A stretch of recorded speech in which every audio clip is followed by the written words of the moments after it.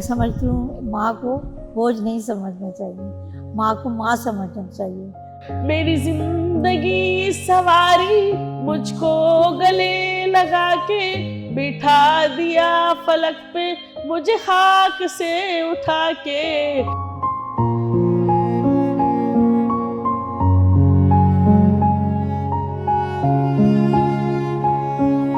आज का आपका इवेंट बहुत अच्छा लगा, बहुत पसंद आया माशाल्लाह से। आप लोगों का बहुत शुक्रिया।